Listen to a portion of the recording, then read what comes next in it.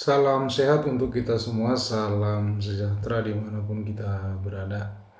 Perkenalkan, nama saya Ronaldi Saragi, Fakultas Hukum semester 2 non-reguler. Saya akan mereview ulang pertemuan ke-6 hukum pidana yang didoseni oleh Profesor Dr. Heni Nureni SH.MH dan diasisteni oleh Dr.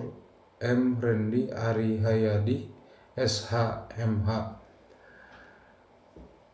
Saya akan mereview ulang pertemuan ke-6 tentang sebab akibat atau kausalitas atau causality. Tujuan dari ajaran sebab akibat mempunyai dua tujuan. Salah satunya yaitu untuk menentukan hubungan antara sebab akibat, yang berarti menentukan ada atau tidak ada tindak pidana. Yang kedua, untuk menentukan pertanggungjawaban seseorang atas suatu akibat tertentu yang berupa suatu tindak pidana. Teori-teori ajaran sebab akibat atau kausalitas.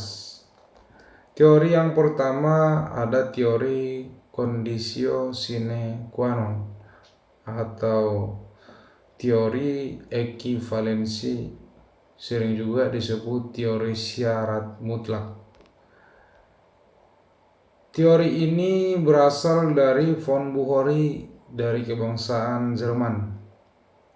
Tiap syarat adalah sebab, dan semua syarat mempunyai nilai yang sama, karena apabila salah satu syarat tidak ada, maka akibatnya akan lain pula, baik syarat positif maupun syarat negatif, sama-sama sebagai penyebab timbulnya akibat. Sehingga jika salah satu syarat tidak terpenuhi, maka akibat konkretnya lain pula. Kebaikan teori ini adalah mudah diterapkan, tetapi menimbulkan masalah karena terlalu luas lingkup berlakunya pertanggungjawaban pidana. Kesulitan teori ini adalah terlalu membentang ke belakang sehingga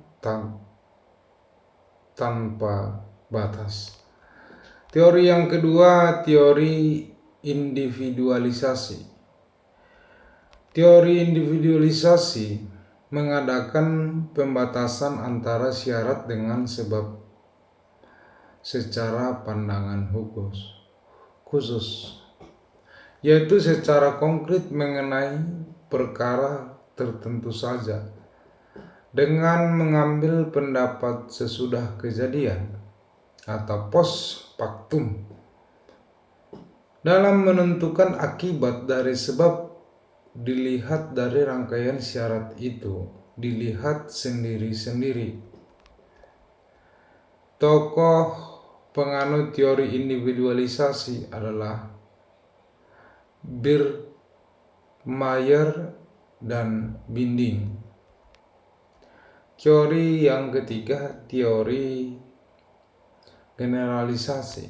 Teori ini melihat peristiwa sebelum kejadian atau ante factum, yaitu serentetan syarat yang merupakan perbuatan manusia dapat menjadi akibat dari suatu peristiwa, yaitu dilihat dari perhitungan yang layak atau pengalaman hidup yang umum terjadi.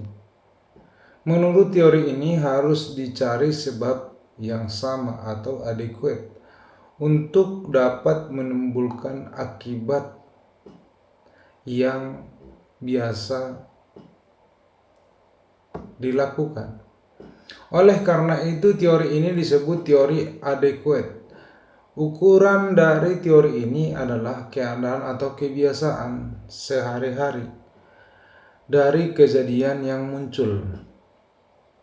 Persoalannya adalah Apa yang menentukan bahwa suatu sebab itu layak atau cocok untuk menimbulkan akibat? Tujuan terhadap teori kausalitas.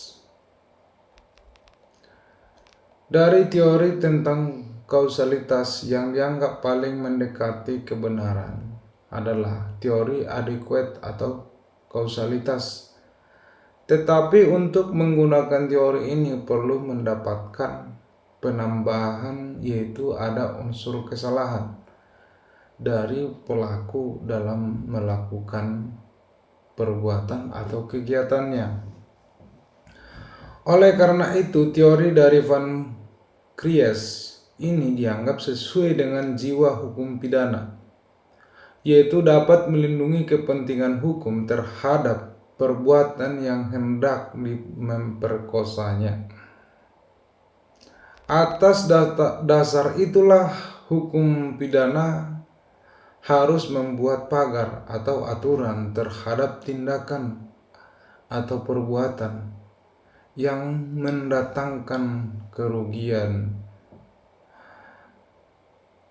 Kelemahan dari teori ini terlalu banyak menggunakan istilah yang tidak terang atau kurang jelas seperti kata-kata kadar, biasanya, pengalaman manusia pada umumnya, dan lain sebagainya.